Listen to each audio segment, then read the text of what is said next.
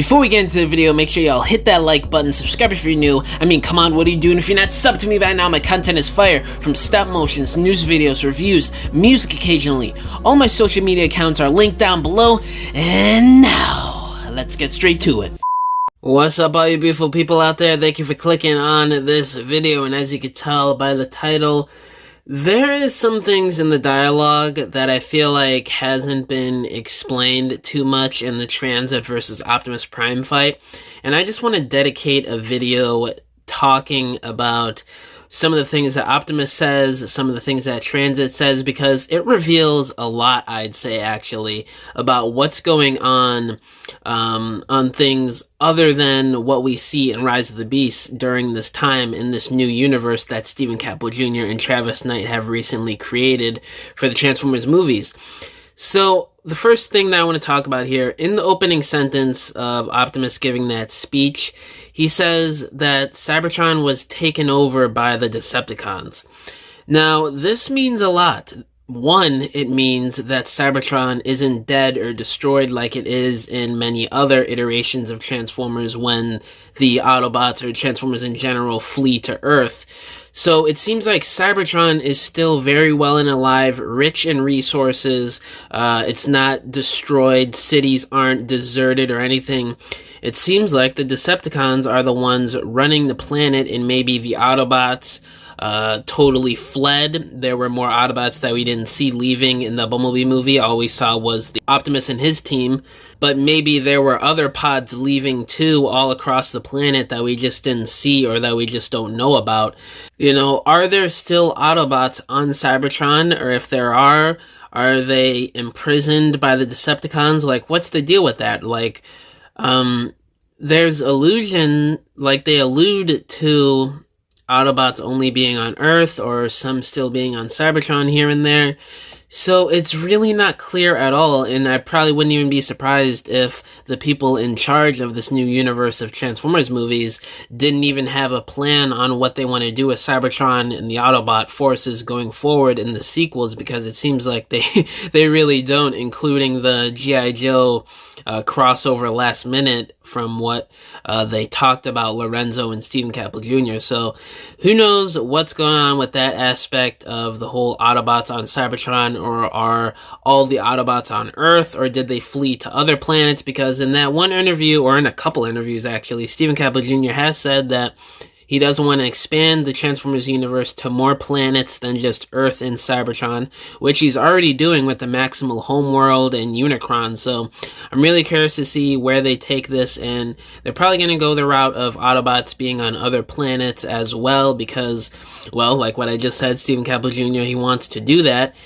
So I would be game on seeing that. It's just that I hope they handle it right, and I hope they explain the whole Autobots on Cybertron thing and the Decepticon thing right here, because it's a little dicey, because sometimes you get people saying they want to rejoin the fight back home, so like, does that mean Autobots are still on Cybertron? And then you get lines like this where Optimus says he's the commander of the remaining Autobots. He said that too in the speech. So what does that mean exactly? Does he even know that there are other Autobots still out there taking refuge in the universe or on Cybertron, or does he think that the team that he has on Earth, you know, Mirage, RC, Bumblebee, Wheeljack, Stratosphere, and whoever else might be on Earth at this time that they just didn't show in this movie, or that they plan on showing in the sequel or sequels, there are other Autobots on Cybertron, or they were either imprisoned or dead, so there's no way of them joining the fight with them, or what? Like, I just really want to know what their plan is in terms of this. Like I've been saying, it's kind of all over the place, and I hope in the sequel they really explain this part and really follow through with this storyline that they started here with Rise of the Beast and the Bumblebee movie. Now, in terms of the Decepticon ship that Optimus and Transit mentioned in this fight scene here, it's been 7 years since the Autobots arrived on Earth, 7 years since Blitzwing was sent by Megatron, or the Decepticons, or whoever sent him, to infiltrate Bumblebee and the Autobot forces going to Earth. Obviously, Blitzwing didn't return. Obviously, many other Decepticons over the past 7 years didn't return. So it begs the question, why hasn't Megatron gone to Earth himself? Why hasn't Megatron taken him and his highest ranking soldiers like Starscream, Shockwave, Soundwave, gone to Earth and eradicated the supposed last of the Autobot forces? If Megatron is so worried about the Autobots taking refuge on Earth and coming back to Cybertron and overthrowing his rule of the planet, why hasn't he gone there himself, due to the fact that all these Decepticons have gone missing and killed on Earth in the past 7 years, almost a decade? That's a long time.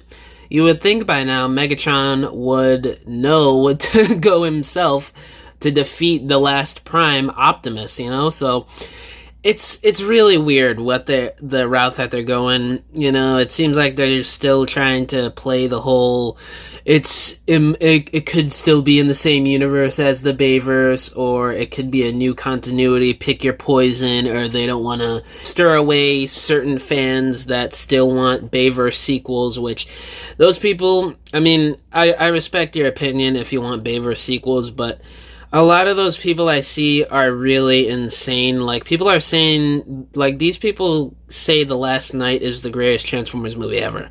Like, there are people out there that exist saying this online.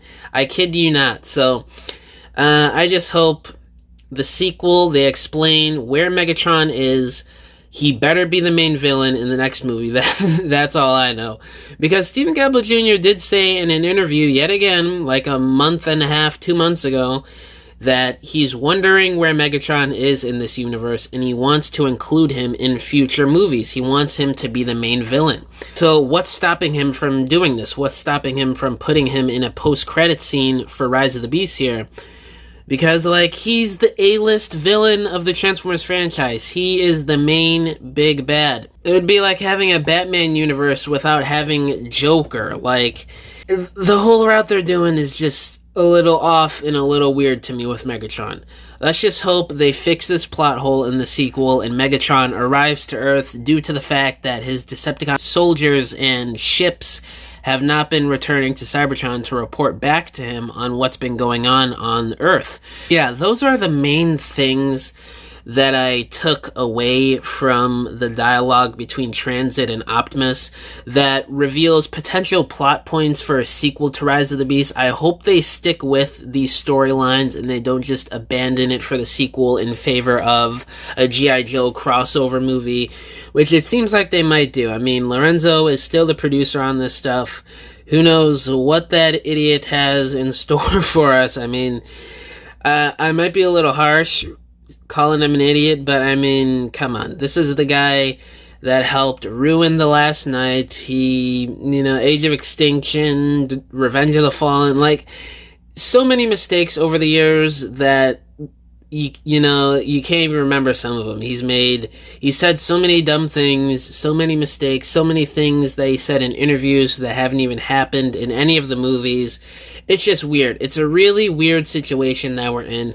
Rise of the Beast, I just want to say it for those of you that don't know or don't remember. I thought Rise of the Beast was a great Transformers movie. I think it is the second best or the best Transformers movie we've ever gotten, right alongside the 2007 movie in terms of live action.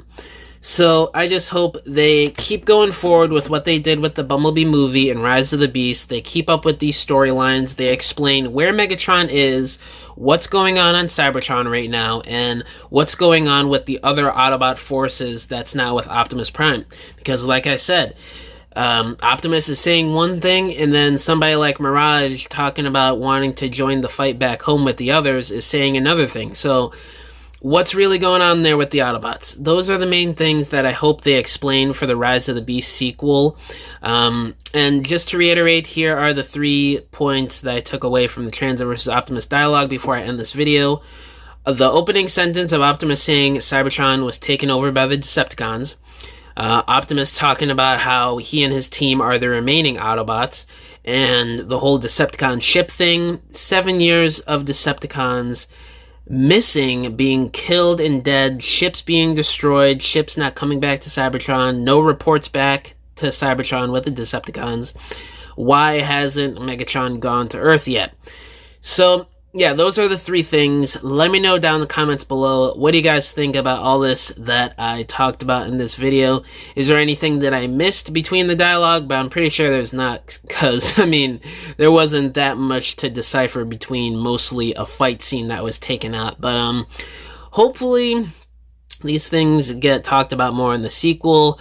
And yeah, let me know down below. Do you guys hope this stuff gets more explained as the franchise goes on, or what?